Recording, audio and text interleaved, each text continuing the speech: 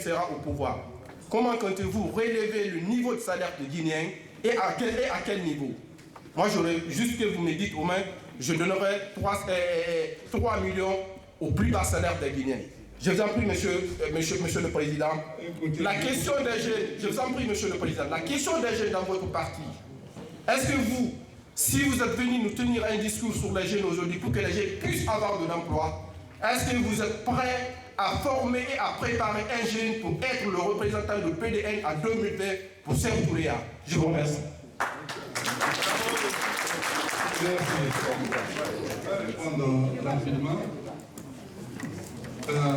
Premièrement, vous dites en 2020, je ne suis pas loin de le souhaiter, parce que le renouvellement est tout à fait normal. Mais je vais vous dire quelque chose que vous n'avez pas peut-être appréhendé. On croit à la démocratie. Il faut trouver un système où le peuple puisse décider. Vous pensez qu'il y a une cloison étanche entre vieux et jeunes en Guinée? Vous vous trompez, monsieur. La jeunesse, c'est un tout. Et il y a des jeunes en Guinée aujourd'hui qui sont plus pourris que les anciens. Je n'ai pas besoin d'avoir la langue de bois. Ce que je dis ici, je le dirai devant tous les jeunes. Il y en a qui ont vendu leur argent. L'un des plus, je ne veux pas citer malheureusement, sans que vous allez m'amener même à citer. Mais il y a des jeunes qui sont plus pourris que les anciens. Et pas seulement ça. Des jeunes qui ont vécu en Europe, mais qui font pire que ce que vous appelez les jeunes. Si le peuple élu un de ces jeunes, on va continuer la belle aventure de la misère et de la pauvreté. Il ne s'agit ni de vieux ni de jeunes, il s'agit d'hommes honnêtes à la tête du pays. Qu'ils soient jeunes, qu'ils soient vieux, pourvu qu'ils fassent le travail qu'il faut. Je crois que dans tous les pays du monde, puisqu'on a choisi la démocratie, on a dit que c'est le peuple qui élit, laissons le peuple élire en toute connaissance de cause. Encore une fois, il y a des jeunes qui feront pire que ce que vous vivez là. Deuxièmement, les entreprises qui viennent, qui ferment. Vous pensez une entreprise partir comme ça en Malaisie, en Italie, au Brésil ou à l'île Maurice, ou au Botswana, ou au Rwanda, et quitter ainsi? J'ai parlé tout de suite du Rwanda. Lorsque j'ai, toujours dans la discussion avec le président, je l'ai félicité pour une des plus belles salles de conférence d'Afrique. Il m'a dit, Kouyaté, c'est toute une histoire. C'est les Chinois qui ont remporté l'appel d'offres. Mais j'ai pris soin de recruter un cabinet de contrôleurs techniques des travaux en Allemagne. Et il dit le premier rapport, alors que le bâtiment avait atteint le milieu, le premier rapport fait par ce cabinet disait que c'est la catastrophe, que le bâtiment ne va pas prendre même 20 ans. Et il dit, je les ai appelés, j'ai appelé les Chinois, je leur ai montré. Ils ont paniqué. L'encadrement m'a dit qu'ils préfèrent aller en Chine et qu'ils vont revenir. J'ai dit, vous êtes libres. J'ai donné des instructions à l'aéroport pour que ces gens ne sortent pas. Il dit, à l'heure actuelle, au moment où je te parle, tous ces Chinois sont en prison. Voilà un homme comme moi. Pourquoi l'État n'a pas été fait par mon gouvernement? Parce que j'ai refusé les conditions qu'on a acceptées là. Et j'étais le premier à dire, je dis qu'à l'État c'est de la poudre aux yeux. Qui m'a cru à l'époque? Même les journalistes ont dit non, ça c'est les paroles d'un homme d'opposition. J'ai dit vous verrez, parce que je connais l'histoire de Kaleta. J'ai dit non aux Chinois. Je dis pas avec cette capacité, pas avec cette retenue d'eau. Je dis les partis politiques reprochent aux États d'être dictateurs, alors que la dictature commence au sein du parti. La famille, c'est compréhensible. Si vous ne faites pas les trucs, c'est le papa qui vous donne des fessées. Ça, c'est sociologique. Mais ici, on parle de politique. Quand je l'ai dit, j'ai dit ce que je viens de vous dire, il était embarrassé. Et finalement, il y a eu combien de candidats? 3. Une dame, et lui-même, parce qu'il ne trouvait personne, le secrétaire permanent s'est présenté. Je n'avais pas de doute que j'allais être élu. Le parti est assez d'élus. Supporter la charge est une servitude. Je ne pouvais pas échapper. Mais ceux qui disaient ça, je leur disais toujours, commençons. Aujourd'hui, ça paraît banal. Plus le parti va grandir, plus ça deviendra un sujet sérieux. Alors, au lieu qu'on le vive en ce moment, commençons par la banalité.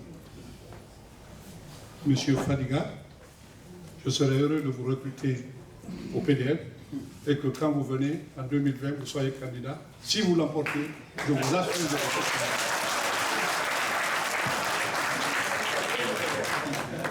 Monsieur Kamara Aboubakar. Et aussi, je vais vous dire quelque chose, monsieur Fadiga. Le secrétaire permanent a eu une voix. C'était la voix de ma femme.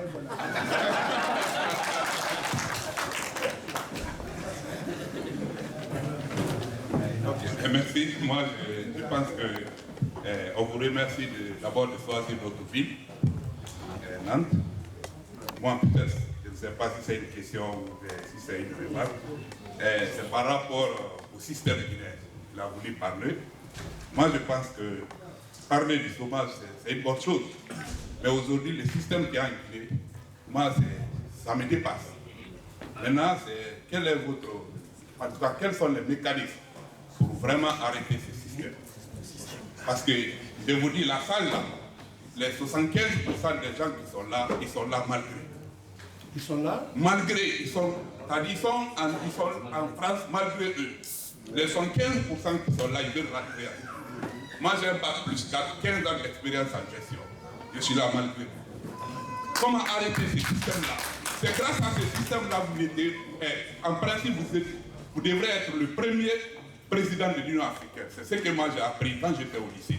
C'est le système qui a refusé. Maintenant, c'est le même système qui continue. Moi, je me suis dit que, avant de parler du chômage, je me dis, comment on appelle, la formation. Même si on envoie tous les Guinéens aujourd'hui à Oxford, la plus grande université, ils se retournent en Guinée, le système va les bloquer.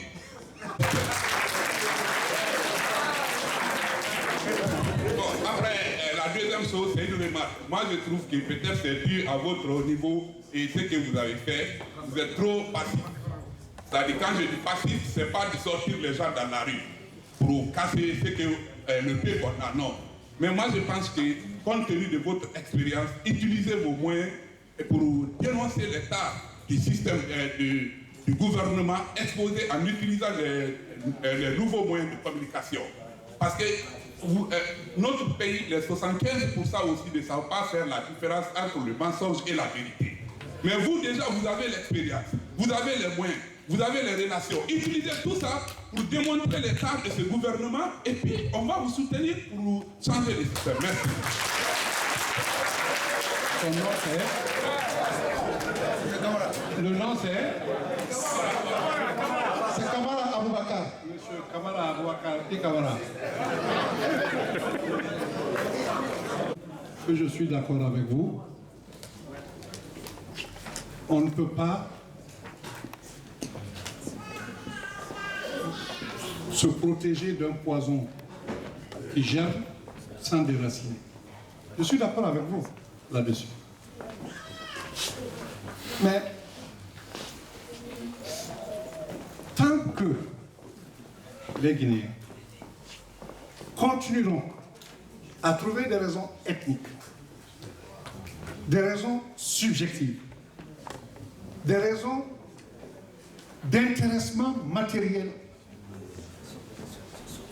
envoyer l'ange Gabriel, il aura du mal a changé la donne.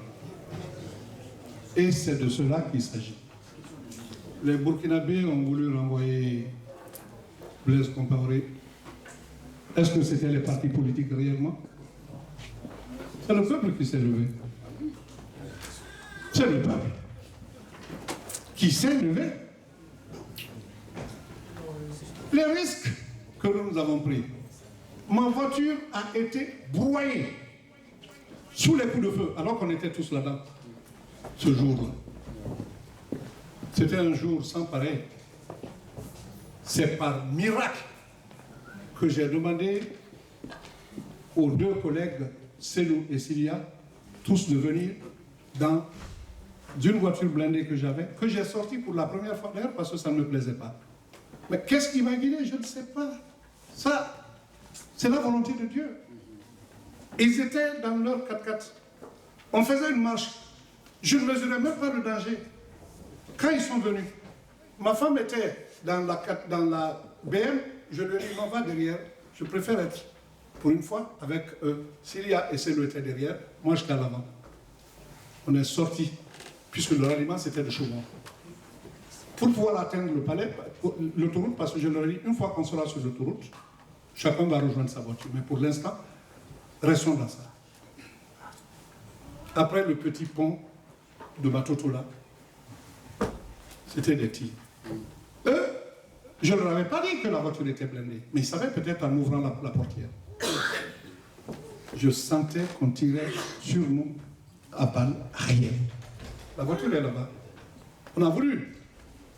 Mes partisans ont voulu que ça soit réparé, j'ai dit non. Cette voiture restera comme ça. Ça rentre dans l'histoire du parti et dans l'histoire de la conquête de la démocratie. On a failli tous mourir ce jour. Ils ne se sont pas contentés de ça. Le chauffeur était oublié. Tout le quartier était enfumé. Celui qui s'occupe de l'intendance Chaumois, il a échappé à la mort de justesse. Ils l'ont pris pour l'amener dans un fossé, pour lui fracasser le crâne. En fait, ils l'ont laissé parce qu'il y a eu trop de sang. Ils ont pensé qu'il était mort. J'ai eu à faire face à ça. Je partais pour Kankan, pour une histoire de Mamaya, où on m'avait fait président. Mais comme tout est politisé en Guinée, de Kouroussa à Kankan, il y a le grand barrage, il y a le grand camp de Soronkoni, qu'on appelle les Rangers. Tous les Rangers étaient sortis sur l'ordre du président pour nous barrer le chemin. Armés jusqu'aux dents. Les gens m'ont dit de retourner, je dis je ne retourne pas. Le chauffeur qui était dans le convoi a pris, il voulait détourner. Je dis je ne rentre pas en brousse pour ressortir après eux. Ils vont quitter et on va partir. Et c'est ce qui s'est passé en fin de compte, parce qu'ils ne savaient pas où j'étais, dans la voiture. Finalement, je me suis levé. S'ils doivent me tuer, ils n'ont qu'à me tuer. C'est ainsi qu'on est rentré dans Kankan. On devait faire 4 jours, on a fait 10 jours. Parce que le jour de la Mamaya, ils sont allés tuer des gens. Avant même, pendant que je m'habillais pour venir à la Mamaya. La tombe de Kramao Segba, que Dieu le reçoive dans son paradis. C'est pour la première fois que ça a été violé. Ils ont tiré jusque dans la tombe. Peu de temps après ça, Fria, j'annonce que je dois aller. J'étais en voyage, dès que je suis venu, Fria, qui a aidé presque toute la Guinée, à des moments difficiles. Quand ils ont lancé le SOS de détresse, l'usine est arrêtée. Ils n'ont plus de quoi vivre. Certains leaders sont passés. Je ne veux pas les citer parce que je ne veux pas comparer. J'ai décidé d'aller avec du riz, avec des lits pour l'hôpital. C'était le dernier vendredi du Ramadan. J'ai dit que nous n'allions pas seulement pour ça. On ne va pas pour faire une conférence. On prie, j'appelle le bureau fédéral, je le remets, et ils n'ont qu'à donner à la population, présenter au préfet, etc., etc. 6 heures la nuit, on avait demandé aux camionneurs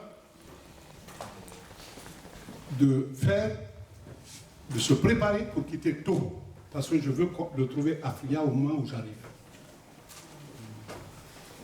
On arrive, vous voyez comment Dieu sait faire. Ce chauffeur arrive à Tromelin, il est bloqué. Le ministre de l'Intérieur, Alassane Condé à l'époque, m'appelle, quand moi maintenant j'étais en route, pour me dire, j'ai tout fait. Le président ne veut pas comprendre. Il dit que c'est entre toi et lui et le maire.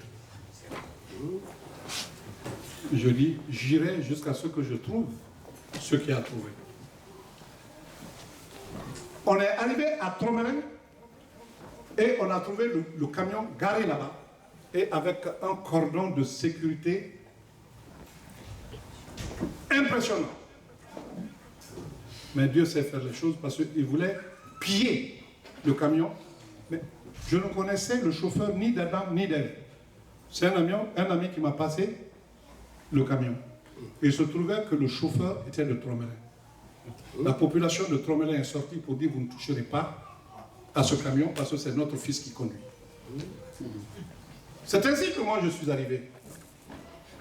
J'aurais pu faire comme à Cancan, mais j'ai dit à mes collaborateurs, c'est le mois de Ramadan, c'est le dernier vendredi, on va pour rendre service, retournons. Ce n'est pas le moment de livrer bataille. Celui qui a vécu tout ça, vous savez bien que celui-ci n'aura peur de rien. Le jour où Dieu veut que tu partes, tu partiras.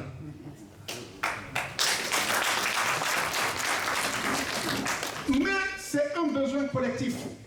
Il faut que le peuple réalise. Chaque matin, on t'appelle, on te dit ça ne va pas, ça ne va pas, ça ne va pas, ça ne va pas. On parle de tout. Les premiers maires, les maires que 2010 a trouvé en place spécial. Les Guinéens n'ont pas pu déjà voir ce signe-là.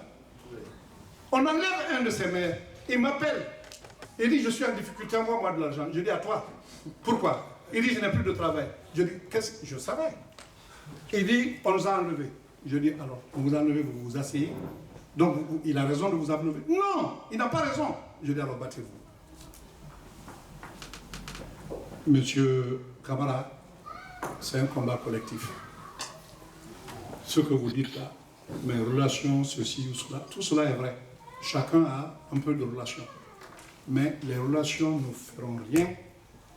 Quels sont ceux qui ont dit à Blaise Compaoré de quitter en fin de compte? Ce n'est pas les Blancs?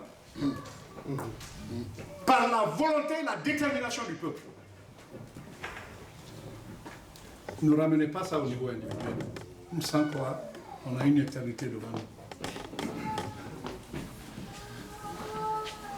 Peut-être que vous... Je ne suis pas certain qu'à la place où je suis assise, où je suis assis, tout ce que je dis là, je ne suis pas certain si un autre opposant viendra parler comme ça. Et ça n'a pas commencé maintenant. Depuis les 100 premiers jours de ce professeur, je le dénonce. Depuis les 100 premiers jours. Vous trouvez ça passif? Moi, je trouve que c'est actif. On m'entend sur tous les sujets. Pas plus tard qu'avant-hier. Sur Chéri FM. Parfois, il y en a qui se demandent, ils disent, pourtant, c'est un diplomate. Mais il est devenu guerrier. Je dis, c'est parce que vous ne connaissez pas la diplomatie. Ça ne signifie pas qu'il faut tout accepter. Donc, je vous rassure, je pense que seule la volonté de notre peuple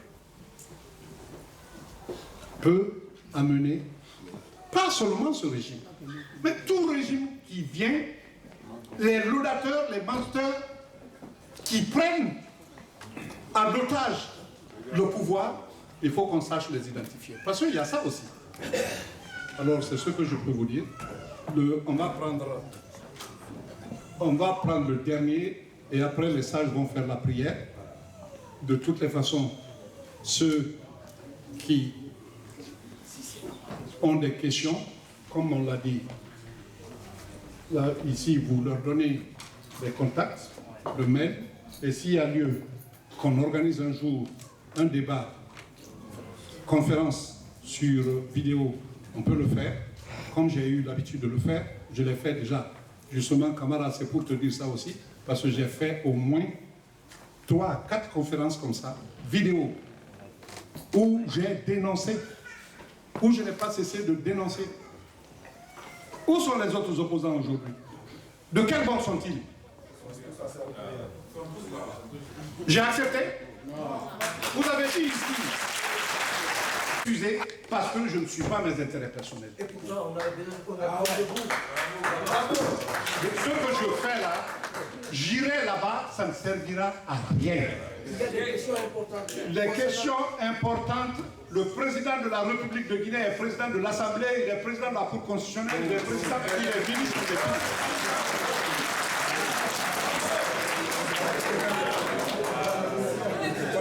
Donc, on va passer la parole. Les autres, je m'excuse vraiment. Non, une. Et si je rate, je demanderai que chacun de vous, non, pas payer, mais que je loge chez chacun de vous.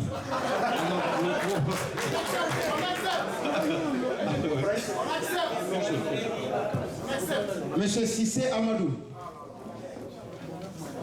D'avoir tenu cette conférence, ma question est assez simple. Tout à l'heure, vous avez évoqué justement le problème de... Enfin, on en rigolait tous, mais moi je pense que c'est très grave. Du fait que, enfin, la plupart des jeunes en général passent leur temps, comment ça s'appelle, au grain, on boit plus en longueur de journée. Nous, la plupart d'entre nous ici, à mon avis, à un moment donné de comment ça s'appelle, vécu en Guinée, sont passés par là. Donc, moi je vous parle au niveau du secteur informel. On sait que c'est la base de comment ça s'appelle de l'insécurité. Ces derniers temps, on sait qu'il y a beaucoup de cas, il y a beaucoup de personnes, peut-être des pères de famille, des mères de famille qui ont été agressés, qui ont laissé leur vie justement par rapport à cette insécurité-là. Donc, ma question serait de savoir, vous avez eu peut-être pas toutes les cartes en main quand vous avez été Premier ministre en 2007 et 2008, mais si vous êtes élu par exemple comme président et ayant toutes les cartes en main, enfin une bonne partie, toutes les cartes en main, quelles sont les propositions que vous envisagerez, n'est-ce pas, pour venir au secours de ces jeunes qui n'ont pas eu la chance de pousser les études ou qui n'ont pas été à l'école par faute de moyens ou comment ça s'appelle, enfin, par manque de courage, pour venir à leur aide, non seulement pour faire des formations et les récupérer à bas âge. Merci bien. La jeunesse qui est restée dans nos villages, c'était une jeunesse qui aidait les parents à cultiver la terre. Aujourd'hui, dans beaucoup de villages, ceux qui cultivaient ne cultivent plus. Parce que c'est devenu tellement difficile. Il y a des parents qui disent à leurs enfants, allez à Conakry, vous débrouillez là-bas. Oui ou non, ça arrive? C'est ce qui se fait même. Des parents même encouragent leurs enfants à partir. Il y a des parents aujourd'hui qui, parce que le suicide n'est pas permis, se seraient suicidés parce qu'ils n'arrivent plus à nourrir leur famille. Quand dans ces conditions, un jeune homme sort, tout ce qu'il fait comme bêtise, le père ne peut plus, n'a plus pris sur lui. Vous avez dit que quand j'étais Premier ministre, je sais que ça se dit, ah, on lui a donné toutes les cartes, je n'avais aucune place. C'est ça le drame de la Guinée. Et je préfère répondre à ça aujourd'hui de la façon la plus nette. Ceux qui croient, Gatti est venu, on lui a donné tous les pouvoirs, on m'a donné aucun pouvoir. Aucun. La preuve, paix à leur âme, ceux qui sont morts. gloire à la CNTG et à la société civile. Mais vous pensez que c'est mon arrivée qui a fait arrêter les émeutes? C'est l'état de siège qui a été décrété avant mon arrivée. C'est pas moi qui ai arrêté. C'est l'état de siège qui a fait que les émeutes n'ont pas prospéré. Quel était leur objectif? Enlever le président. Avant même mon arrivée. C'était pas ça l'objectif? Oui. Mais dès que l'état de siège a été décrété, moi je suis venu, j'ai trouvé Eugène là-bas. Eugène était encore Premier ministre. C'est quand je suis venu qu'il y a eu la passation de service. Et on dit, ah, Kouyaté est venu, on lui a donné tous les pouvoirs. On dit quelque part, il est Premier ministre, chef du gouvernement. Seïd Fofana n'était pas chef du gouvernement? Yola là n'est pas chef du gouvernement? La Guinée d'ailleurs n'a pas besoin de chef du gouvernement. Le président est tout. On met dans un décret, le président signe. Le Premier ministre nomme aux emplois civils. Il faut savoir